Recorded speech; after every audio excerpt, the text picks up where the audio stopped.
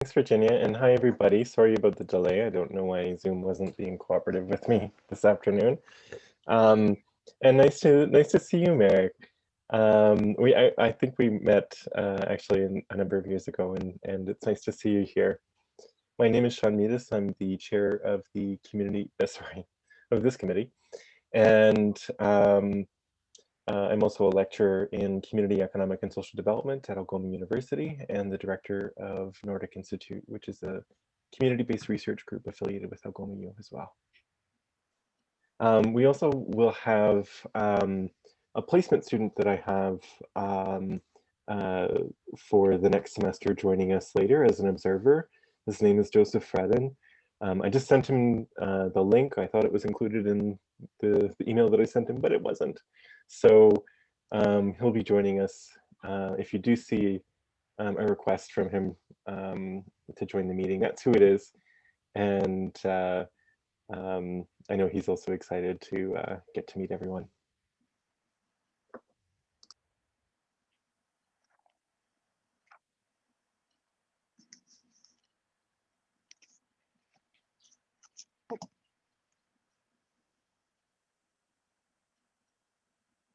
All right, did you want me to begin with the agenda? Yeah, sorry, if you wanted to start, did I accidentally include election of officers on the agenda for everybody? Or did I print? I don't recall. I'm gonna have to pull up. I did, I could see Andrew shaking. My apologies. It was such a quick turnaround, and I appreciate that you all came back again after the last two meetings. So yeah, you can scratch item number 2, but the welcomes were on there because I knew Merrick was joining us. So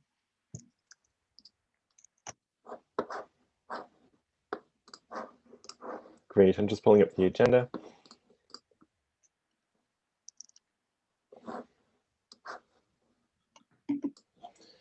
So we'll skip over election of officers. We'll have that removed from the agenda. The next item on the agenda is approval of minutes. I'm wondering if I could get a mover and a seconder for those who attended our meeting on Wednesday, February 11th. Moved by Miranda, seconded by, let's see, who did we have there? Alicia, seconded by Alicia. All those in favor, please remain silent. Anyone who is opposed or wishes to abstain for the record, please indicate so either in the chat, or you can open your mic and express so.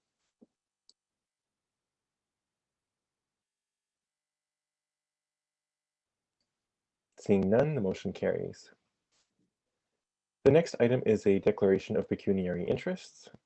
Looking at the agenda that we have ahead of us, including a review of the community cultural plan, updates on implementation, and review and discussion of Arts and Culture 2021 work plan.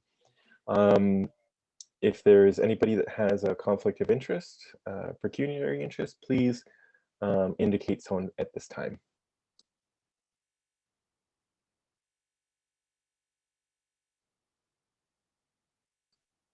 Seeing none, we can move on to business arising. Item 5.1 is review of the Sault Ste. Marie Cultural Plan. Now, Todd, I don't know if you intended on leading that discussion. I'm happy to hand the floor over to you. If you'd rather not, I can wing it.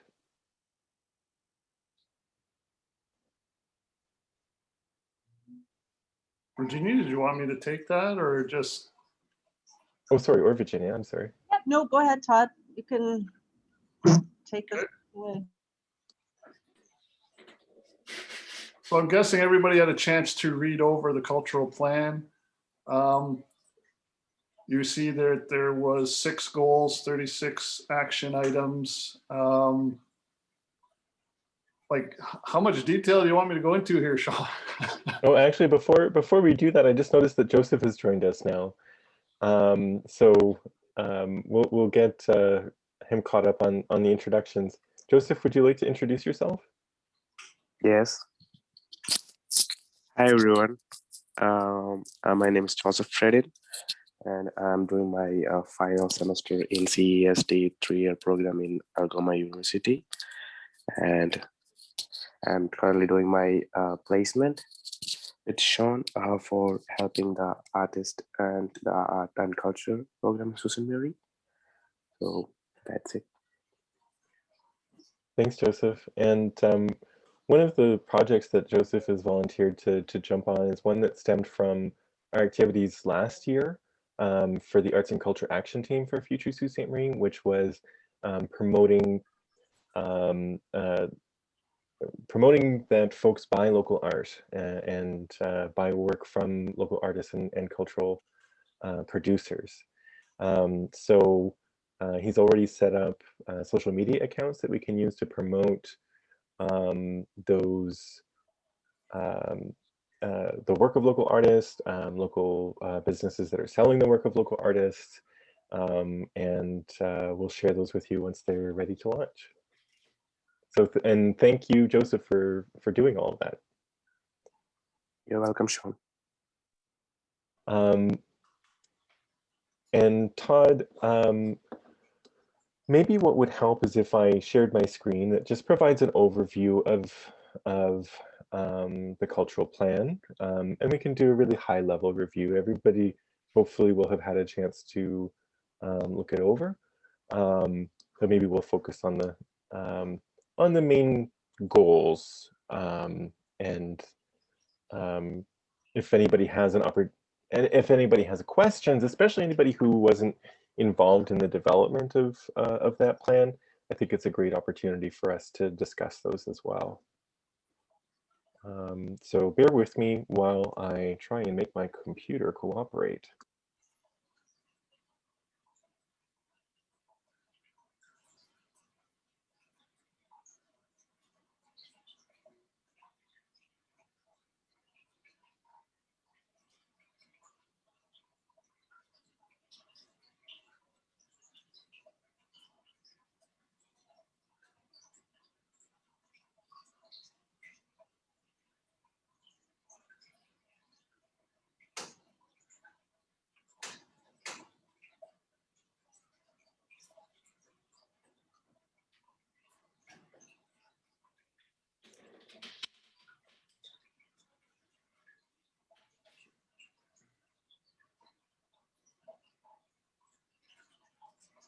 And while we're waiting for that, Todd, if there's any comments that you wanted to provide as introduction. Okay, I'll just jump in a little bit. Well, the first part of is just how the culture plan came about, kind of the research that was done. Skipping down to kind of the things that's changing, things that pertain to this committee would be just the definition of culture was updated in the plan. So that's something that we're going to update in the policy, and that policy will go to the committee for review, and then recommendation to council to or update the current cultural policy that includes that new definition. So that's one of the changes that will be coming your way pretty soon. Just skipping down here to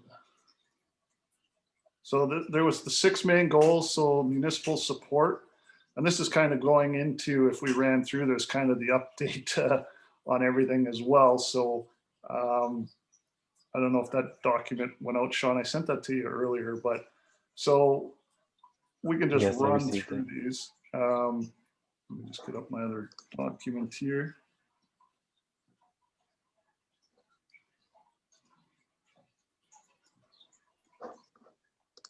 So the first goal is municipal support. So there is 7 action items in there. The first one is, oh, I lost my screen.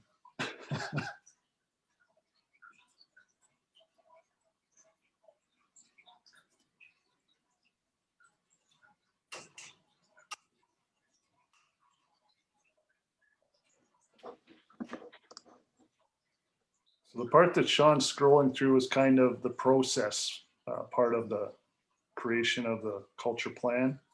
I think it's on page 30 where all the goals start there, Sean.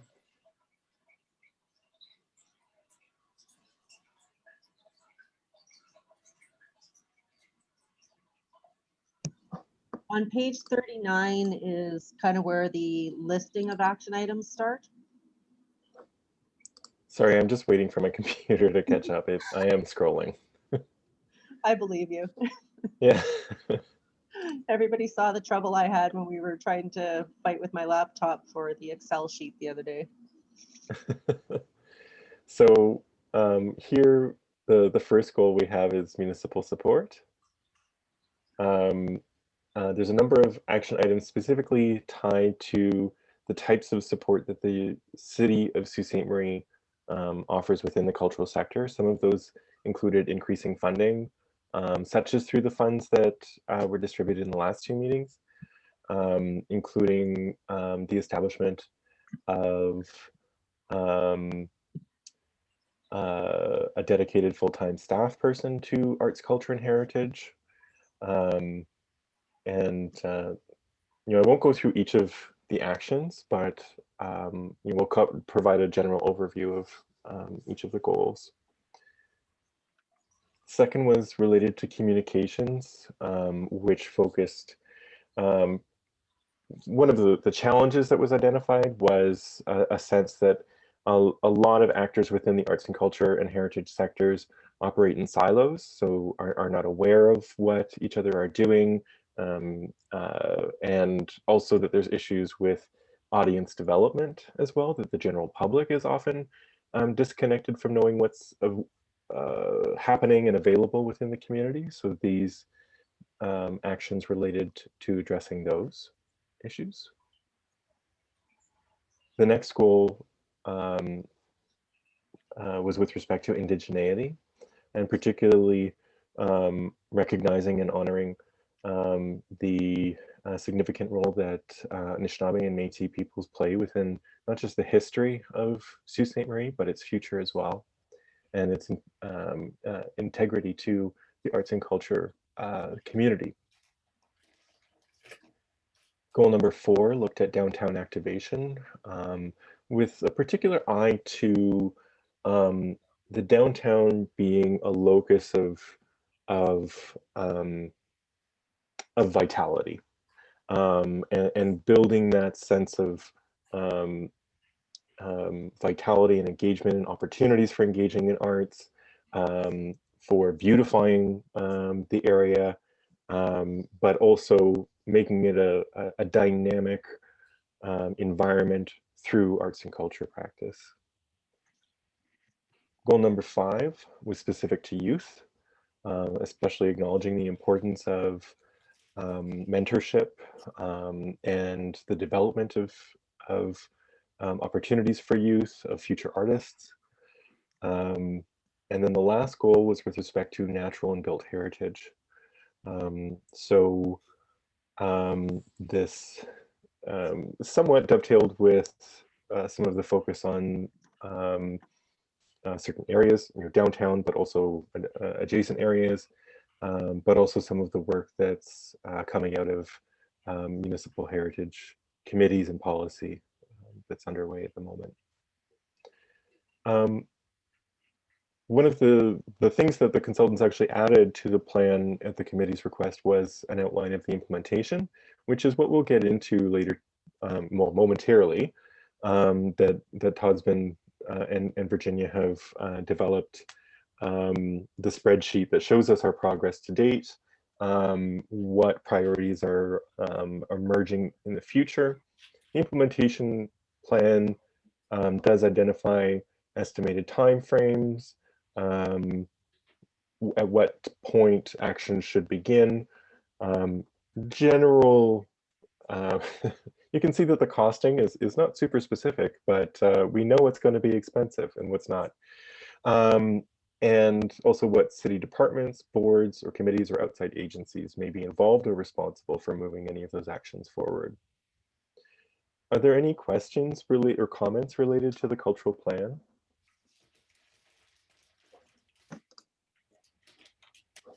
It's interesting that that this committee is looking at providing a calendar of arts events. That used to be the primary function of the Arts Council until it sort of lost its way. So I'm glad it's being picked up because it's really important because groups step on each other's toes in terms of having events, and you don't know until you have it on the day and day of or the week of or whatever, and find that 6 other things are happening.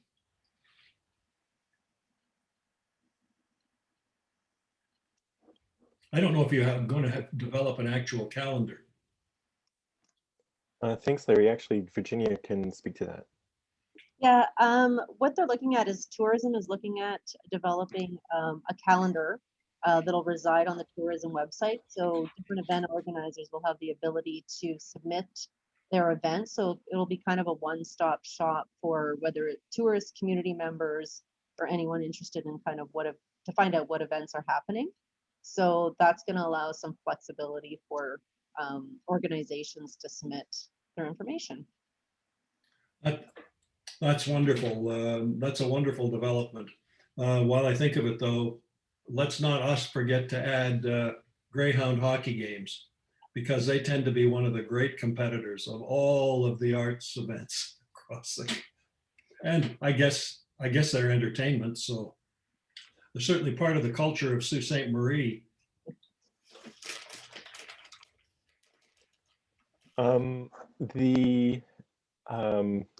I don't want to get too far into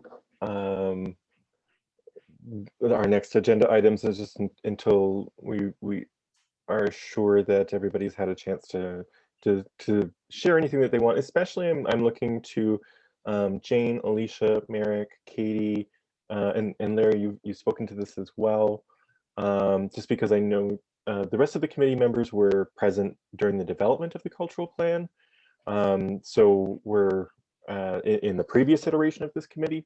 So while this is by no means the last opportunity for us to weigh in on the direction, but I did want to make sure that you have the opportunity to have the floor for any thoughts that you may have. Alicia's nodding no. Merrick's no. Katie, you're good. Jane? You're good. Okay, so we'll move on. Sorry, guys. Let's. So we'll say that's our overview of the cultural plan. The next agenda item is an update on implementation of the community cultural plan goals and actions. Virginia or Todd, I'm not sure which of you wanted to speak to that. Todd, you can go ahead. Okay, again, not going into too much detail on these because there's a lot. I'll just kind of run through the goals and just give you whatever has an update. I will give you, like I said, I don't want to rush through it because some people already know this thing, but we do have a number of new committee members. So on the first goal, we have municipal support, and that's increasing spending for arts and culture. So for the Cultural Financial Assistance Fund, that was increased from 53.9 in 2019 to 104.5 in 2020. And I'll just keep running down a list. So revise the cultural financial assistance. So we had just redone the guidelines. Shortly, there'll be some other revisions that'll be going out regarding the policy as well as the guidelines that for the committee to review. There was some changes that needed to be made to both documents, so they all are in sync. And you guys will receive those by the next few meetings probably. Create a full-time position. So that I believe is going to be posted in June. So establishing relationship with third-party orgs to support arts and culture. So that one's an ongoing one, and we have a list now of various community partners that we're working with that is pretty extensive, and we continue to grow that and include more people in that and try to act as the connector and the glue for all of this arts and culture. And kind of as Larry had mentioned, we have a lot of feedback of people are looking for that hub. Where can they go to gather all that information? And we are working on that. So there will be a website that is kind of the hub for arts and culture that will house the asset inventory in addition to, and it will be networked or linked to the calendar. So all that will be coming hopefully this year. So we'll probably have some working groups involved in some of these projects. Standards, accountability, and impacts for funding recipients. that one's a kind of a later year standards that we haven't really got into yet. Capacity building through funding options. So again, that's part of the new financial assistance and being able to have that accessible to more people from the individual level up to the organizational level, nonprofit, non-incorporated, all of those. So there's more inclusive, and it allows that larger pool of kind of cultural producers to have access to these that they don't normally have access to, or that they may not have used before. And again, that goes jump to, in here. Oh, sorry. Sorry, Todd. I just want to jump in to add that part of this is also promoting and promoting broader awareness of when organizations like Ontario Arts Council and Canada Council do make presentations, either online ones, because geography is not as relevant now, but in the past they've come to the community and had explanatory sessions, often very well attended, but I think, to Larry's point as well, in the past the Arts Council played a more active role in promoting those sorts of things, and now there's a need for us to use our networks to make sure that those opportunities for professional development and increasing artists' access to these provincial and national resources are also available. And that also goes with through there, there'll be the ability to like stack grants with Tourism Development Fund potentially in the future. So there's one that for organizations or individuals who are looking to really scale up projects in the community, whatever they may be, there's access there to greater funding amounts now, so that we can do those projects in the community that are of a scale that will attract people. All this is bearing in mind kind of the cultural tourism strategy, which we're hoping to kind of get going in the next month or two, that process. The RFP, I believe, is written now. It's just, we're waiting to send that out. And that's going to be the one that helps connect those producers to kind of the tourism sector and the promotion, to help promote those artists, and the cross-pollination there. There'll be a lot of skills transfer on how to promote your art, how to develop a project or a festival or that kind of thing. So that'll all be coming. Well, we're starting it this year with a number of workshops that we're doing kind of in conjunction with Music City and a number of other community partners to help develop these opportunities to get networked into the broader community outside of the city, but also providing those opportunities for them to do things here.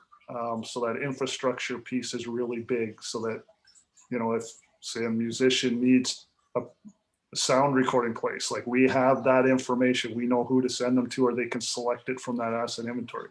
So that'll be a pretty powerful tool once it's all up and going, and that kind of covers Action 7 with that. Communication, so basically we just started to talk about that. So that's kind of a broader marketing plan and strategy for arts and culture. The cultural tourism strategy will kind of provide the framework for that, everything from who will be doing what information we're gathering, who the target audiences are, and how we connect all that together. The community calendar has been mentioned. The strategy has been mentioned. Promote film, that's ongoing through the film staff person. The asset inventory, once the website is up and running, we're looking at, like, I think there's about 120 right now on the asset inventory. We're hoping that will really grow once everybody discovers and we promote that one-stop place. So we're looking at that to really grow once we have it up and running. Promote arts and culture, social and economic well-being. Through this cultural tourism strategy, we're hoping to get a solid hold on what metrics we should be gathering data information, how we gather it, so we can have those tangible kind of quantitative numbers that we can demonstrate what the impact of arts and culture is on, the economic, what's the word? It's late in the day, sorry guys. Impact? economic impacts that arts and culture provide to the community, other than the ones of well-being and the type of intangibles. And again, online hub, that all goes to the one kind of website. Indigeneity, so augment mandate a blotting circle. So that has been kind of done through the Nandaswan circle, and that's ongoing. There's still a liaison. Paul is the liaison for that committee, and he's a future Sault Ste. Marie member, so we're coordinated through them. Indigenous Arts and Culture Fund, so that has been incorporated into the cultural diversity funding stream of the new kind of funding guidelines. So that's included in there. Indigenous Arts and Culture Festival, so that's where Summer Moon was kind of developed as in partnership with IFC and about 6 or 7 other community partners. And so that festival's to be Indigenous, half of it Indigenous focus, but multicultural as well. Newcomers, anybody is invited to come and participate. It's one of those big, everybody in the community is invited to participate type things. Now, we were going to launch last year due to COVID, had to defer this year. We have to defer half of the festival again because the music side, we will not be able to do the music this year. So we've deferred that, but we will be able to do the murals. We can talk a little more about that when we get in the work plan. Opportunities for collection and exhibition of Indigenous art. So we're working with various downtown and other place community partners to provide spaces where Indigenous art can be displayed. We did an Art X project at Rolling Pictures. We're about to restart that, and we have 2 more planned. And during Summer Moon, we will have an Indigenous art show at Rolling Pictures. So we continue to work with them. We had Thomas Sinclair, local Indigenous artist, awesome artist, did a mural on the corner of Bay Street there by the Bush Plain and Ermitinger. So we still continue to have many growing opportunities with our Indigenous community. Downtown activation, reuse of city-owned spaces and make available to A&C below market rates. So that's kind of, we've touched on that for indoor spaces. Outdoor spaces, we're kind of using those spaces to do different activations, like we did the street pianos and those kind of things. So we're starting to use those spaces in different ways now. So that's an ongoing thing.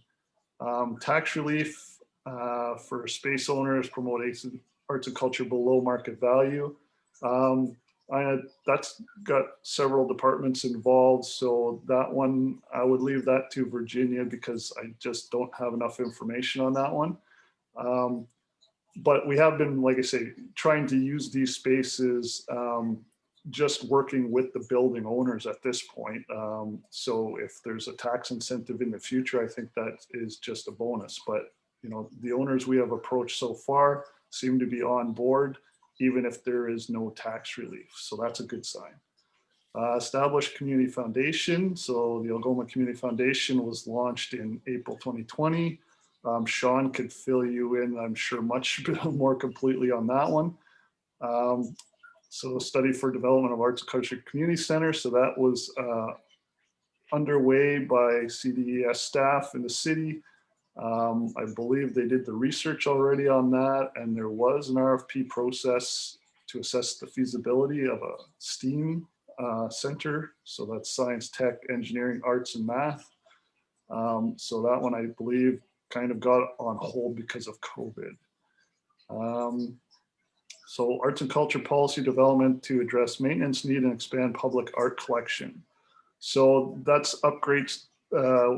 The research has been done actually on this public art policy. So that'll be something that'll probably be pushed out to the committee for review and feedback and approval this springish.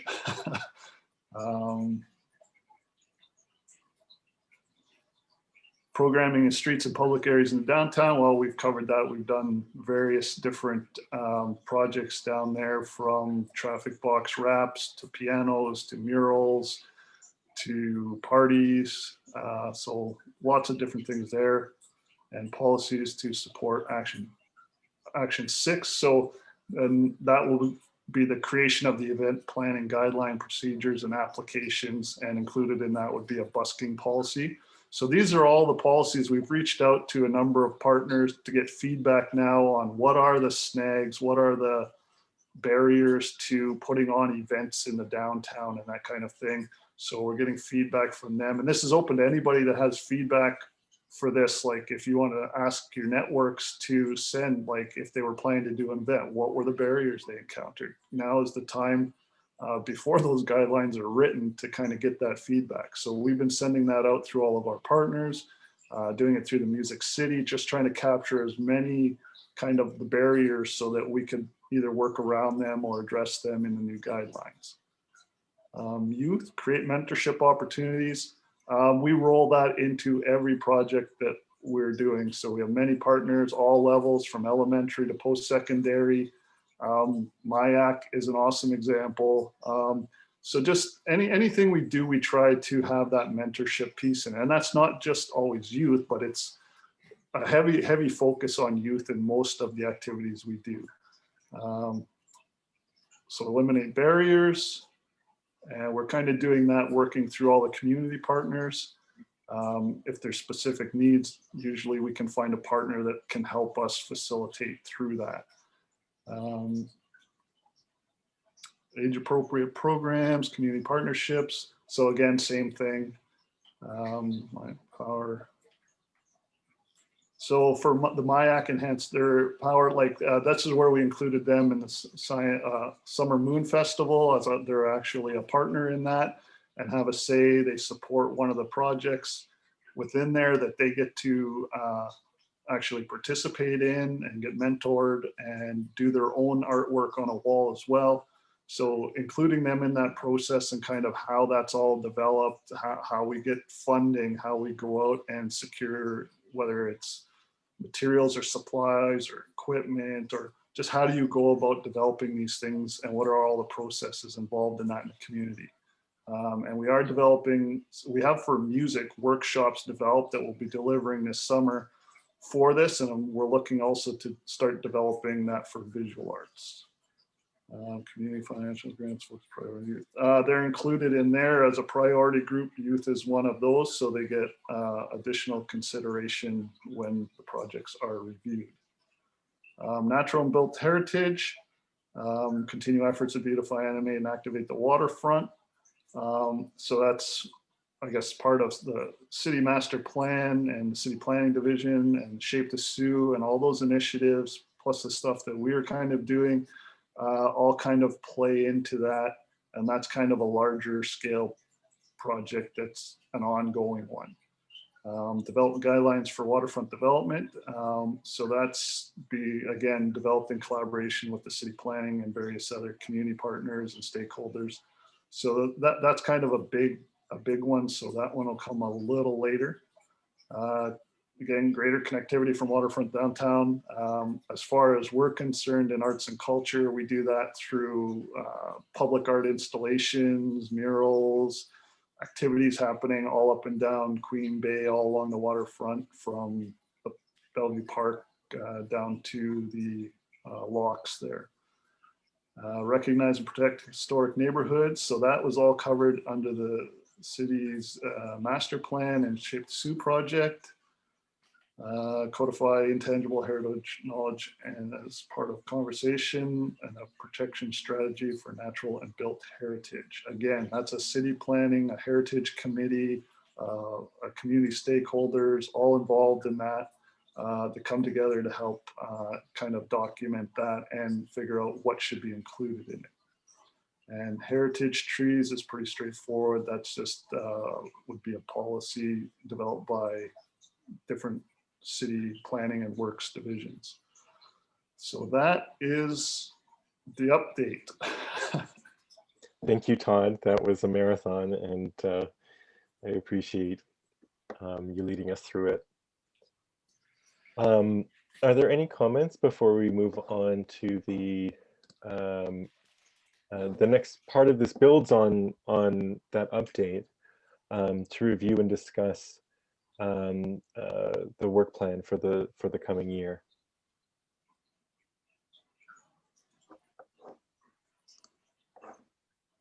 So if you have any questions, please indicate so. Oh, sorry. Oh, just if there any questions or comments coming from the members immediately.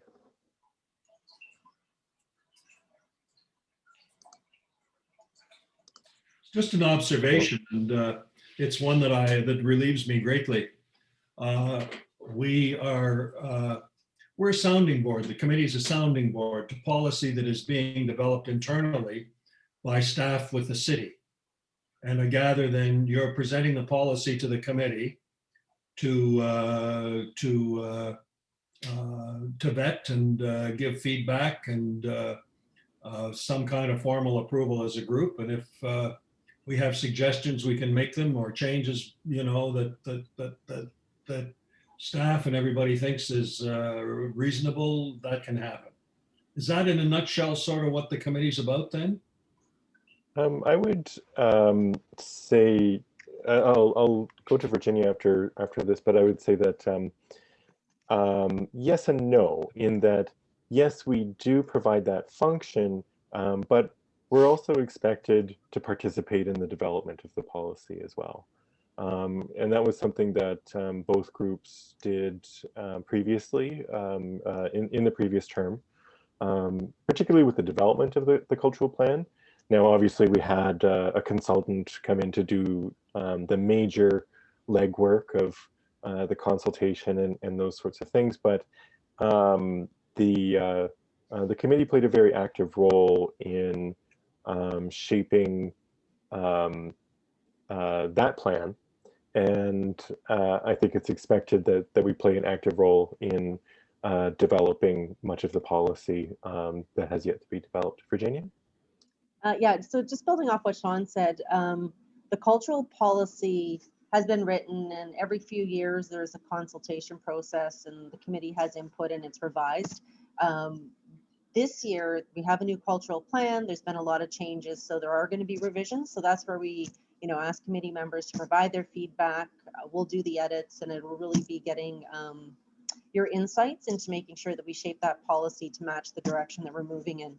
Also, kind of with some of these action items as we move forward with developing a public art policy, because we don't have one, really looking to committee members to get your thoughts, your insights as we develop that policy moving forward. So we're going to have a number of kind of fun projects that we'll be working on through the years and over the year and the next little while to really get the committees take advantage of your expertise and your years of experience in the community.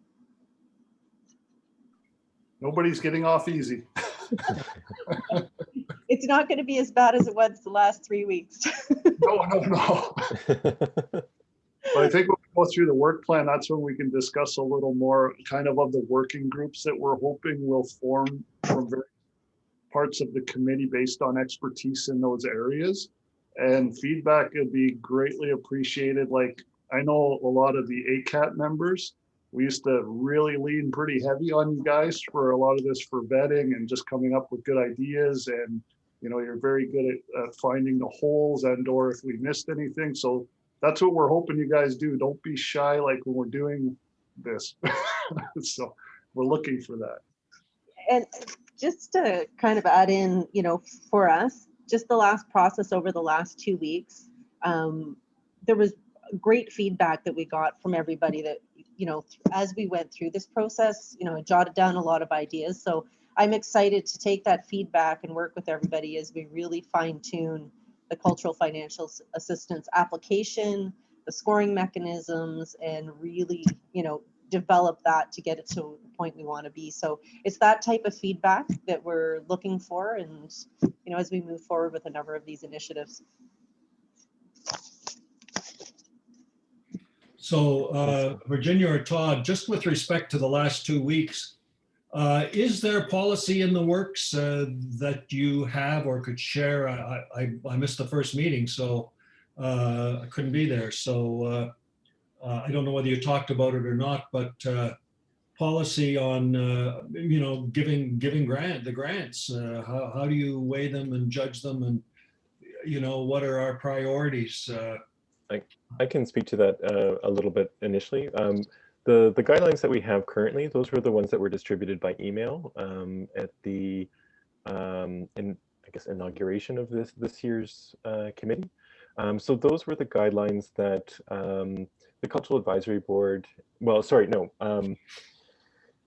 We were in the position of having to navigate between the previous processes that were outlined for the Cultural Advisory Board prior to this year. But we tried to do so with an eye to the guidelines that have been developed so far. Now, there is further work to do with that and in refining it.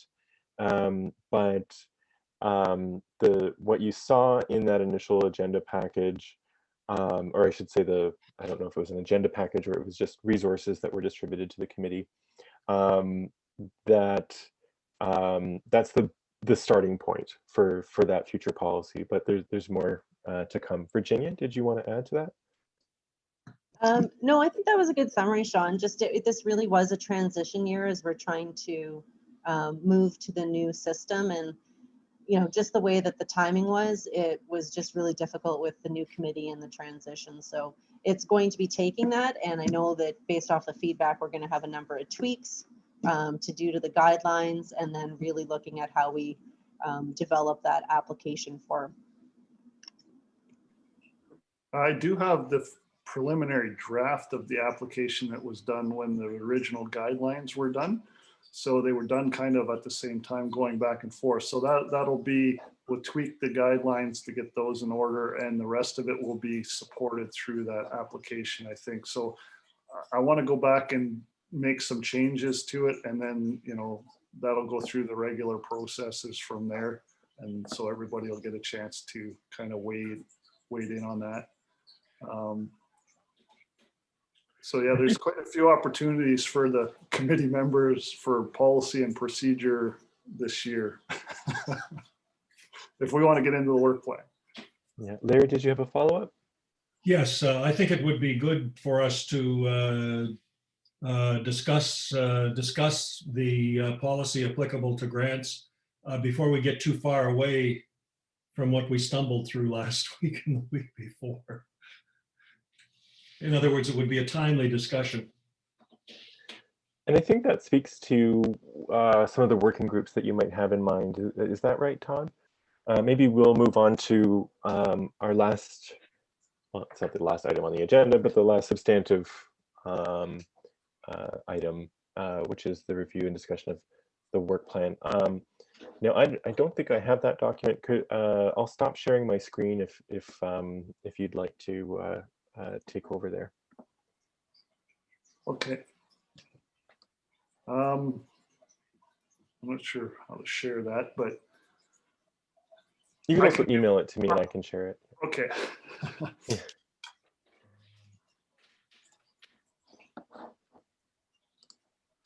Oh, it's one of those. We're having issues with Word documents, so I'm going to have to save it as another format, and it'll take me a second here. I think as Todd's trying to get that sent over, I think a couple of the items that we're looking to do is if there's a smaller group that would like to kind of participate in helping develop the application. Tomorrow we have a AODA training session on how we have to create the new fillable PDFs. So once we've got that session done, then we can actually get a proper document laid out. But I'm not sure if there's a few people that would be interested in participating in kind of an initial review before we bring everything to the committee for feedback to kind of take a look at that guideline. I see Miranda's hand is up. They're volunteering for that committee. Did anybody else wish to volunteer? Well, I'm good at drafting and research and stuff like that, so I'm happy to do it. Unless you want me to do something else, I'm here. Well, you're in control of what you volunteer for, Larry. If you're volunteering, we'll take you up on it. I just had I a noticed. question to ask, Oh yes, if I may. yes. I was wondering if that document can be in a Google document. That way it can be shared and people can provide comments on it. So other than the core group, anybody else would like to go into the document and provide feedback can be able to do that. Hmm. Is that possible, Virginia, as a Google Doc, or? I have to check, just because if we're creating it as a fillable form in Adobe, I would imagine there's got to be a way to insert comments on that, but I just have to check to see how an Adobe fillable form allows you to provide. I'm sure we can figure something out so that we can share the comments that way. I noticed that Andrea and Donna also volunteered in the chat, Sean. Yes. Just troubleshooting the issue with the Google Doc, I'm wondering, Jane, would it meet your expectations if rather than it being established as a permanent Google Doc, but rather the text be included in a Google Doc for commentary and then be integrated into the PDF fillable form? Is that?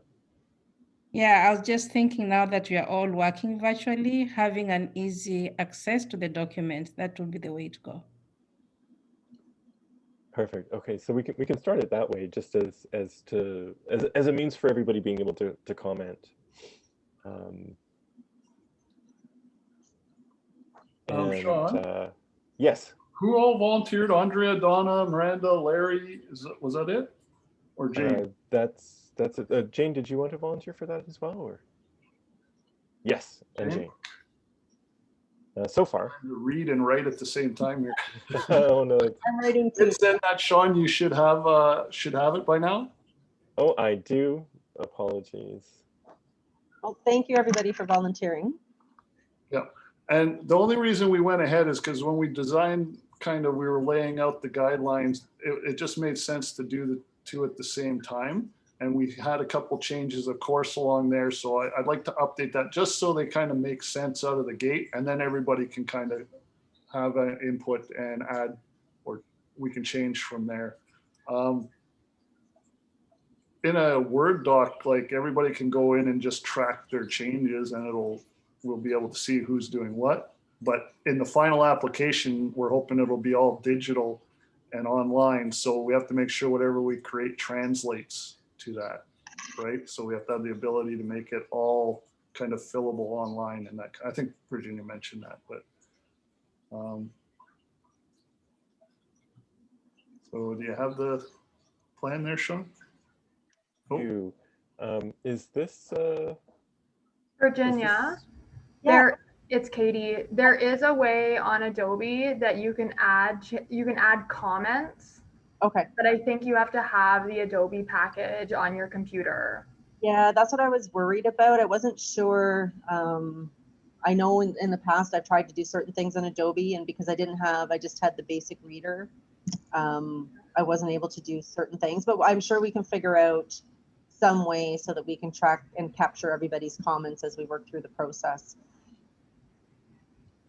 Yeah, okay. Oh, and I noticed Jane mentions that she has to leave the meeting at 5:30. So if you have to leave before we get through the discussion, Jane, I'll send you a message. Well, I'll send the whole committee a message just outlining any working groups that get established, and please feel free to volunteer for any or all of them. And Todd, is this the correct document? Yep, looks like it. Would you like to walk us through it? Sure. So item one, I kind of divided up into two. One's more the policy procedure plans, and the other one's more project-based. So continuing with the implementation of the goals. So we just talked about that update. Increase the funding for assistance programs. So we did that. That's still ongoing. We'll continue to ask for greater funding for arts and culture. Then we did our review and recommendation for the cultural financial assistance. So that's I can update that now as complete. This updating the cultural policy, now we're getting into some of those things that we just discussed. So in the cultural plan, there is pieces of that we need to upgrade in the cultural policy to better support and align with. They're not huge things, they're just a few things here and there. So today I went through that and sent that off to Virginia. She'll review it, and then eventually it'll end up with the committee. Update the financial assistance guidelines, same thing. There's things in there that need to be tweaked now to support other things. And again, the application, it'll come from that creation of online application. So that's kind of connected to the guidelines. Creation of that new hub that we were talking about, which includes all the website, any pages, as well as social media accounts.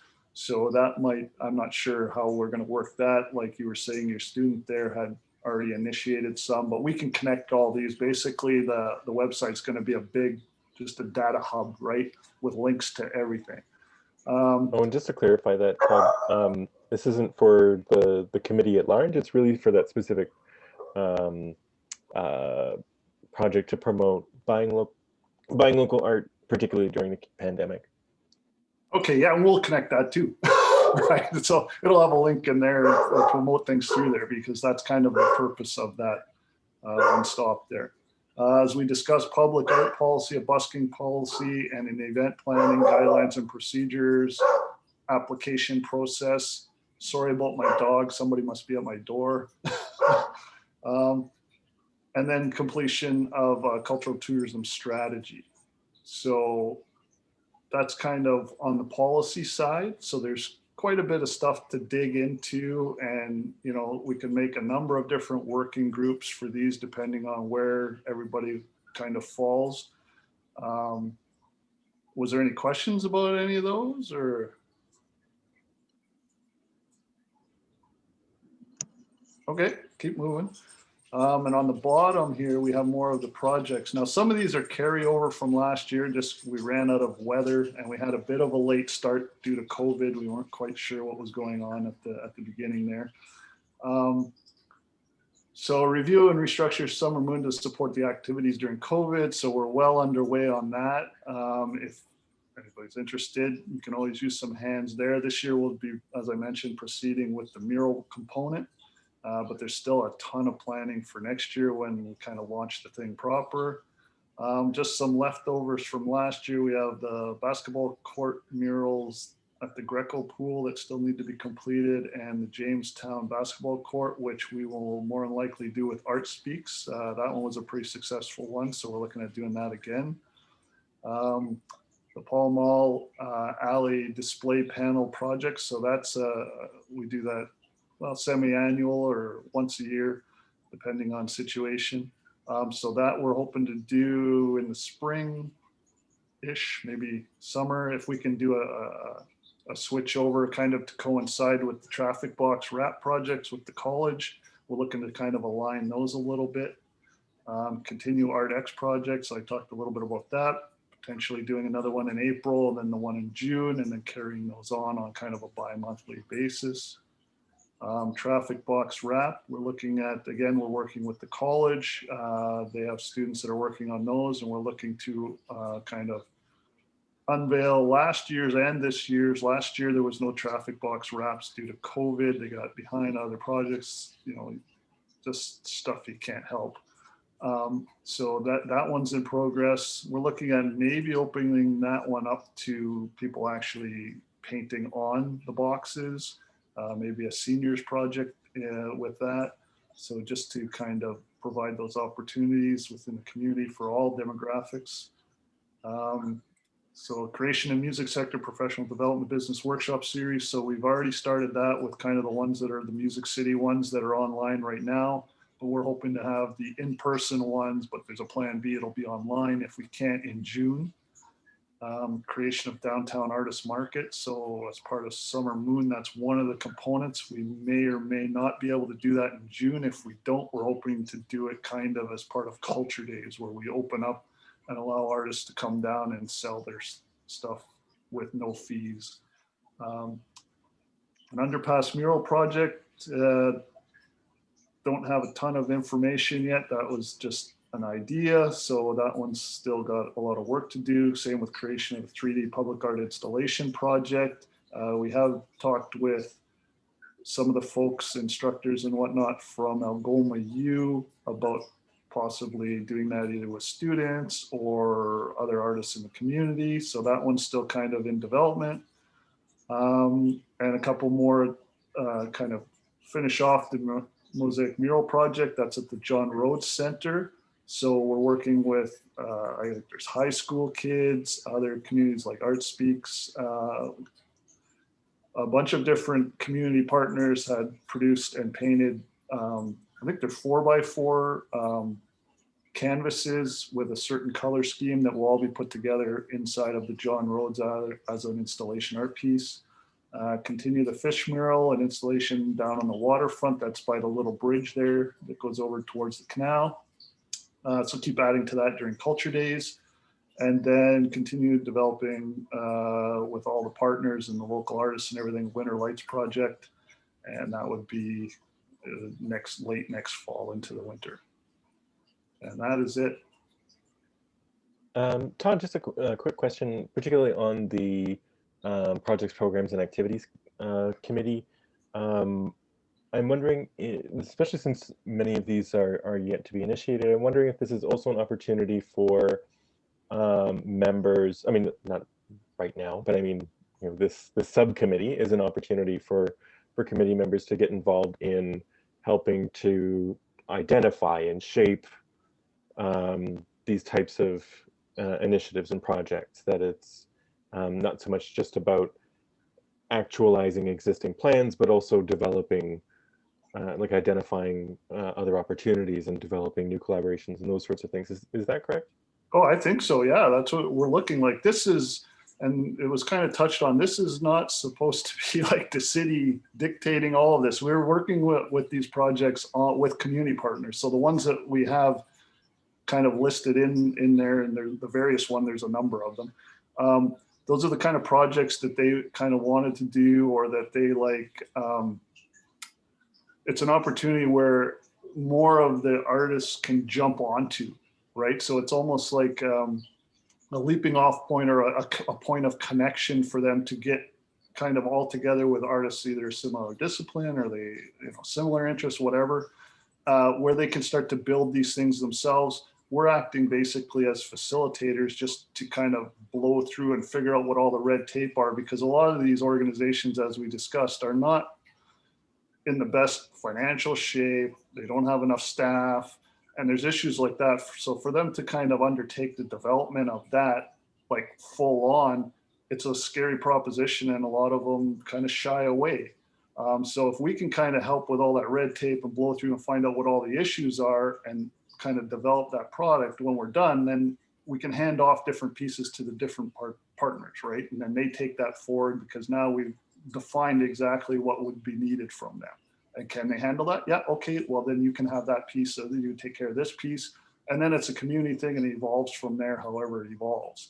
But it's just trying to set it up, because everybody, you know, the resources are very scattered, but we do have an abundance of like raw material as far as artists and talent and skills and all that.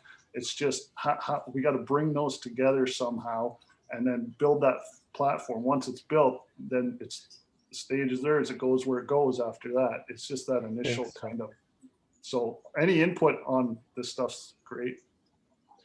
Virginia? Yeah, I just wanted to actually, with that in mind, when we were looking at the creation of a downtown artist market, we did try to do that under the tent during cruise ship visits and concert nights.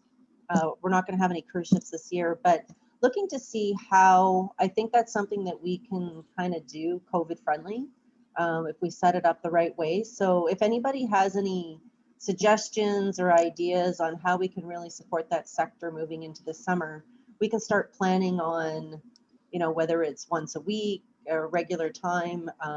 What does that look like, and what are some thoughts on that type of event, or not necessarily event, but opportunity that we can help support?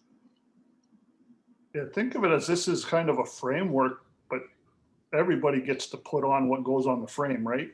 So yeah, like a lot of this stuff is still kind of conceptual. So if there's anything that, like, reach out to your networks, because you're the contact to those networks and the community people, and like we have ours obviously too, but you know, that's how you can get that feedback, and then you guys can help us address those needs and wants out of the community. Like, so any of that feedback is great on these, and I could use some help, so that's great. Thanks, Todd. Now, I know normally I would just ask for comments and, you know, hopefully somebody pipes up, but considering this is specific to, oh, Virginia, I see your hand is up. Did that not come down? That was, Oh, sorry, that was from before. oh, no worries. Okay, sorry. I'm gonna pick you off one by one and make you comment. Katie, do you have any comments, thoughts, or does this framework of like 2 subcommittees dividing up these tasks make sense to you? Do you have any questions? Do you think you know, more subcommittees, or what any thoughts? Working groups, Sean, working groups, not committees. Working groups. I like the idea that Jane brought forward of having a Google Doc where even if we're not on the working group, we could still add our thoughts or comments to the different documentation. Are we expressing interest at this point in different working groups, or just general comments? I think if you already know that you are interested, it is a brilliant time to volunteer. And if you want to sit with it, that's fine too.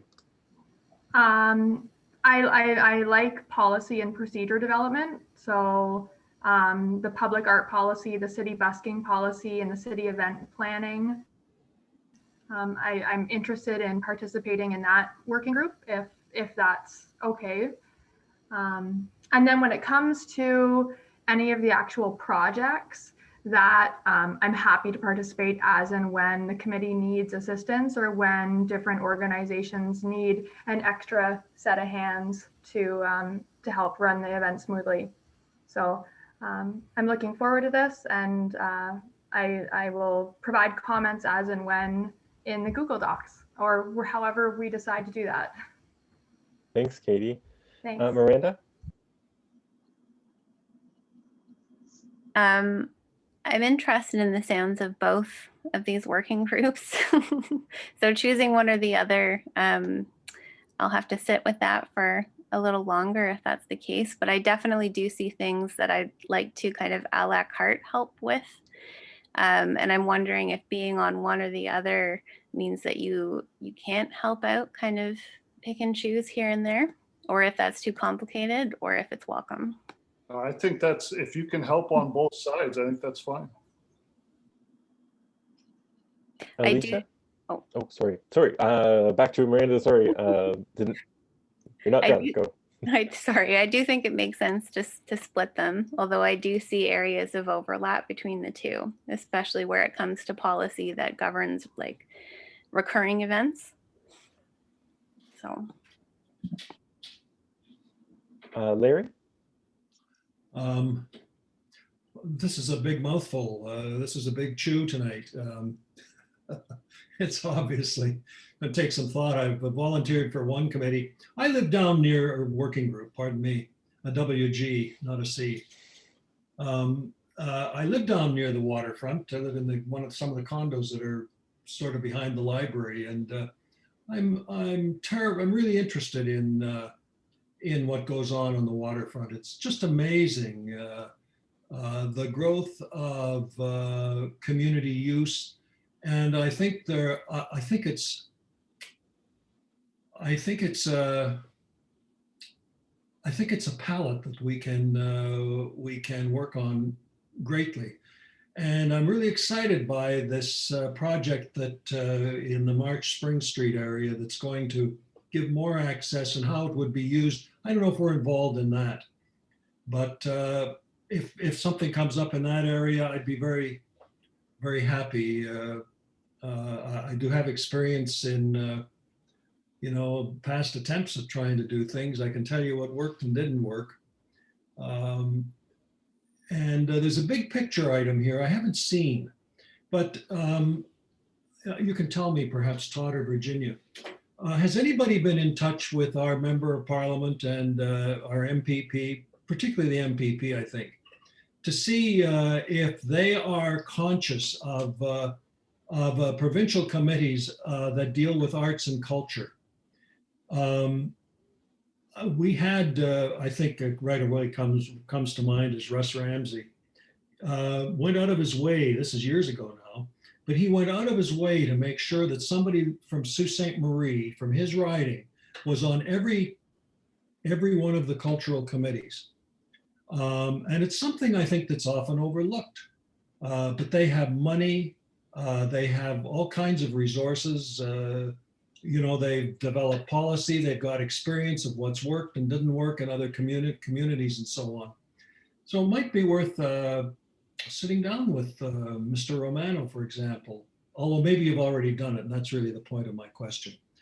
I know I got onto the Ontario Heritage Committee Foundation, learned a lot, got a lot of money to Sault Ste. Marie, and then got me into the LACAC, the local LACAC. I don't know what they call it today. It used to be Historic Sites Board at one time too. But we are surrounded by some of the most amazing and best heritage in North America. The industrial heritage up in the Locks area, which brings us back to waterfront, there's only one other center in all of North America that can compare. Might be a little better because it's a little older. I forget the name of the city or the town. It's in Massachusetts. But I think it would help us a lot if we could have contacts or have local people being consciously trying to get them into these senior committees, senior level government committees. And I think the same exists at the federal level, but it's probably a little harder to get people onto those. Thanks, Larry. I think that's an interesting question. I don't know if Virginia or Todd want to address that now, or maybe we come back to it after. It might also be part of the political dimension, maybe through council. I'm not sure what you would recommend. Virginia? Yeah, and I don't know if anybody's approached the MPP. I know there are some, like Kathy Fisher sits on the Ontario Museum Association, so we do have some representation on that type of committee. I don't know if Donna's aware of maybe some other outreach that's happened or other committees that people are sitting on, but I don't have a full idea of what that representation is, so I'd have to do some research to be able to bring that back to you, Larry. I think we just have to bring it to his attention and have a discussion with him or with them. I mean, I think I don't know what I don't even know what all the committees are anymore. But there's Heritage and Arts Council. There's and First Nations, Indigenous initiatives. There's just so much going on right now. Thanks, Larry. I'm going to go to Alicia, and then Merrick, and then Donna. Sorry, just because I want you to know that it's not any particular order, it's whose screen is up. I don't really have anything to say at this moment. I can see myself being in a couple of different, being involved in a few different initiatives here. There are a couple of ones that are of interest to me, but I kind of like to see, I'd kind of like to wait just a minute before I volunteer for anything. Absolutely. Merrick? Yeah, I don't have too much to say either. I am a little more interested in the projects just because we do have MIAC and we have funding and volunteers involved. And so, that could help reduce the cost while also getting more, us partners involved. So I think I'll look more to that direction. Thanks, Merrick. Donna? Hey, guys. I'm just going to answer, Larry, what you brought up is really a great idea. I'm not sure what all the committees are provincially or federally. But I think talking to, figuring it out and talking to Ross or whomever would be a good thing to do. I'm speaking tomorrow with someone from Canadian Heritage, who actually, she's on a different matter. She's a grant officer, and she's actually from Sault Ste. Marie. Originally, she grew up here. And I'm going to ask her those questions as well. It's a good thing to get into. And I think if we could find ourselves with more people with that broader knowledge, like, oh, you know, Kathy is involved in some things, you've made it clear, but that's a good thing to work on. Okay, Sean, what do you want to know? You want to know, you want to know what I want to dip my toe in, right? Yes, or if, you know, do you like this working group structure? And if so, do any of them appeal to you immediately, or as others have said, you know, they might take from some and others? That's all fine too. Okay, so I just have a question, which is the idea, Virginia, Sean, and Todd, is the idea that the committees, sorry, working groups, are going to run like, do I have the right word, concurrently, like parallel, like all at the same time? I guess just maybe everybody would be interested to know if you were going to look at being involved in more than one, what are we thinking in terms of timeline or demand on time? I'll defer to you, Todd, but just with comment, one of, building on what you said, Donna, it does, just each of these has so many tasks attached to it, right? That it can seem really overwhelming immediately. But you know, I think if we pick, particularly the policy, procedures, plans, and promotion committee, if we kind of pick things off one by one, it makes them a little bit more manageable. But anyway, Todd, what are your thoughts? Virginia, did you want to step in there? Yeah, I can jump in. Kind of what I would like to see, or what my kind of vision was, is that we take a look at the granting system, as Larry mentioned, is just kind of fresh in our memories, get that nailed down. I don't think that there's too much more work that has to be done. It's a lot of little tweaks, so that one we can move forward with quickly.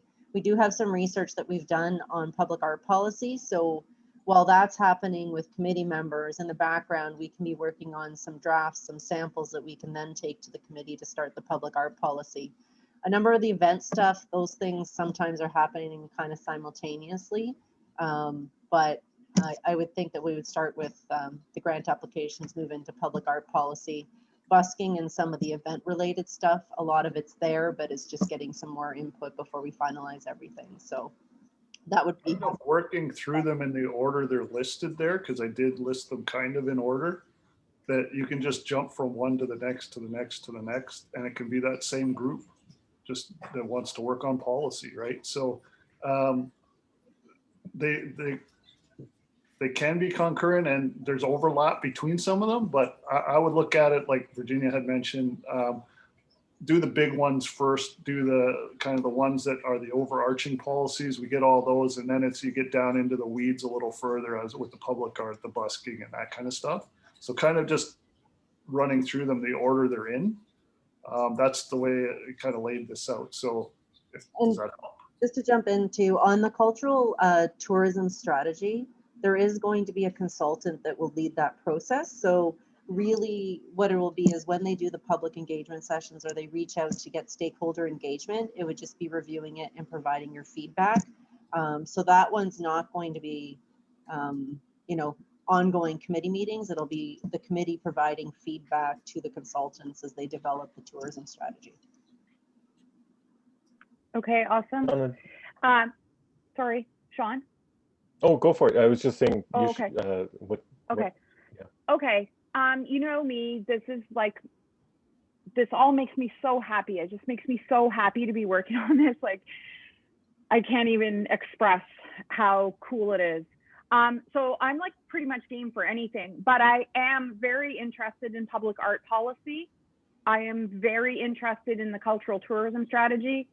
I have a lot of experience but you know, in event planning, but you know, we have other people as well who have that experience. So I certainly don't need to be there, but I could. And that update of the city's cultural policy in general would also be something that I would be interested in participating in. Thank you. Thanks, Donna. Andrea? Thanks. I would choose the policy, procedures, plans, and promotion working group. I do really like the suggestion, though, that Katie brought up of putting things into Google Docs, even within these working groups. I think I find the idea of additional committees or working groups rather overwhelming at the moment when it's hard to schedule existing commitments. So yeah, if we can, whatever we can put into Google Docs just to allow for some flexible input and flexible work rather than always having to have full meetings would be greatly appreciated. Thank you. Thanks, Andrea.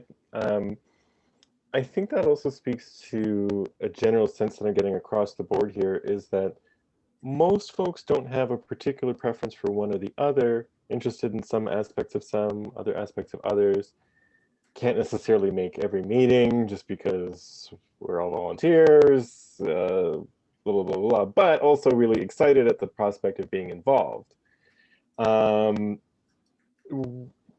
Does this throw a wrench into the whole idea if all committee members are invited to those working groups, and then those who show up can move it forward at that time, and then you have those rather than having like formal like membership within these, it's kind of open invitation, and then like we have a shared Google Drive that gets updated with what was discussed or added there. Does that make things easier or more complicated, is my question. First to staff, and then any comments from the members. Yeah, I don't think it makes it more complicated. I think that, you know, and I completely understand Andrea's point. Like, you know, it's so many meetings and it becomes overwhelming. So having that flexibility to, you know, you got 20 minutes to take a look at something and make a comment or put your 2 cents in, I think, you know, is probably a really great method for everybody because everybody's very busy. So yeah, I think that's something that we can get up and going, and you know, I think it'll be a lot more flexible and probably work better for a lot of members, and we'll get a lot more feedback and, you know, get to a better product at the end. And Sean, if I can jump in. Yeah, I'm okay with, I like the fluidity model because not everybody can meet all the time. And I found in our ACAT meetings when we had those, we kind of did most of the work just between individual members within the group. Like, I know I reached out to Sean, you and Miranda and Andrea on many occasions, but informally, right? So that's kind of what these working groups are. It's to just get that extra set of eyes on things, get that input, and it doesn't have to be a formal meeting. It can be as easy as just weigh in, send an email to everybody, right? And then that's as good as we need to be. It doesn't need to be complicated. I like it simple. But I find those unofficial meetings are way more productive sometimes than the actual meetings. So I'm easy on the formatting, and I'm good with whatever works for everybody else. So. Can I throw another idea into that pot, Sean? Absolutely. Yeah. Okay. So hopefully we will actually get to meet in person someday. For multiple times, but it doesn't sound like that's about to happen anytime soon. But I think this could be something interesting. Perhaps if you know, sharing a document, but if someone, whether it's Virginia or Todd or you, Sean, whoever, like if you could even like a quick little video that we could use along with the actual document itself that just says, hey guys, we had a meeting yesterday, here were the highlights, here was the things that sort of came out and stood out the most or whatever. So you're giving like a, you know, like a briefing in a way that hits the highlights, hits the points that we're talking about a lot. Then it gives you some context to read the document, and then you can, you know, share your ideas, and it adds a little personality to the whole thing. Just a thought. That's a great idea, Donna. Actually, some of my colleagues actually we exchange voice memo texts, just because it's easier. Either we're like driving somewhere or whatever the case may be. It's just easier to send a quick, 2 or 3 minute recording of what it is rather than typing out a big long message that takes 5 minutes to write out what could be said in 30 seconds. Yeah. Yeah, just a thought. Cool. Larry? Are working groups restricted to members of this committee, or could we call in other people? I'm thinking particularly of the cultural tourism. I think that's Donna mentioned it, and boy, that's a fascinating area. It's so important. We haven't really been able to crack it, but I think some good things have been done with, something like immediately Ian McMillan's name has popped into my head. Just to be able to pick his brain, and I don't know whether can we enhance our committee with people who maybe have some experience in an area that might be interested to volunteer. I think Virginia has an answer for you. Particularly with the cultural tourism strategy, part of the RFP is to have stakeholder engagement. So that engagement will extend beyond this committee out to a number of stakeholders in the community. So that one's definitely going to have a much broader engagement of people to have input as they move forward with the development of that strategy.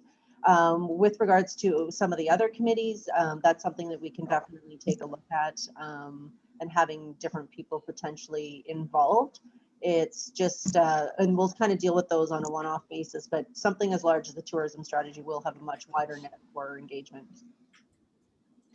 Okay, we are at 6 o'clock. Andrea just noted that she'll have to leave soon, and we are over time. So it sounds to me like we've reached a common point in this discussion that invitations to all of these, sorry, not all of these, both working groups will be open to everybody. It will be on the basis of who can attend.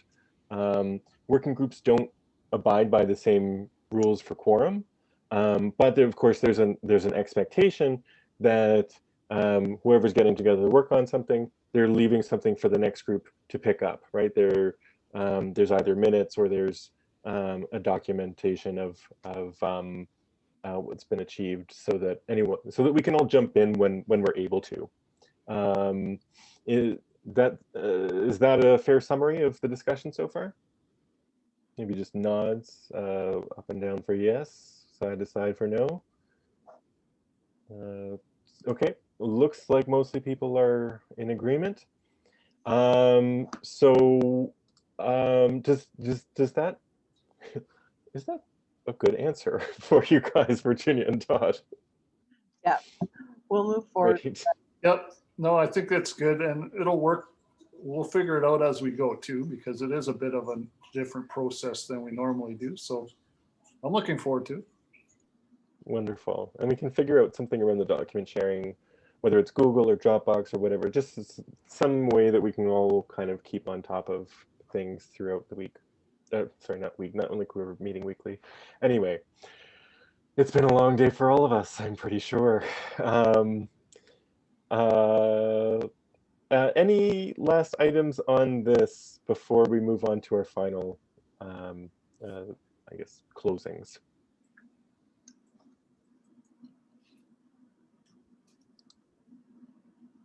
I see none. Okay, so the next item on our agenda, I think, is correspondence. I don't think that we've received any correspondence. I don't, unless, nope. Okay, no correspondence. So, sorry, I'm just pulling up the agenda again. I'm pretty sure it's just ending, but I want to make sure I don't skip anything. The next is new business. Any new business?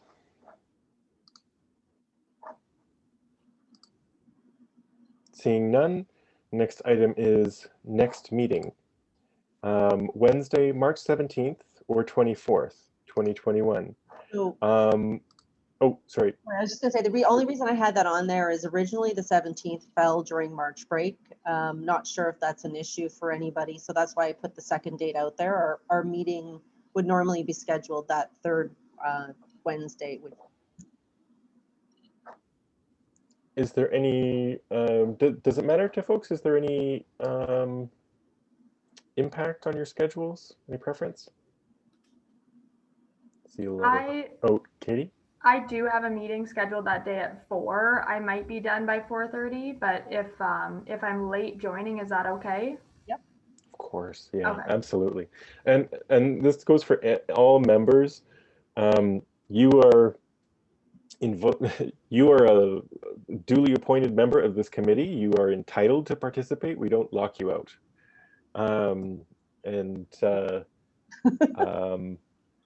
So and that goes also to accessing records of meetings and all of those things.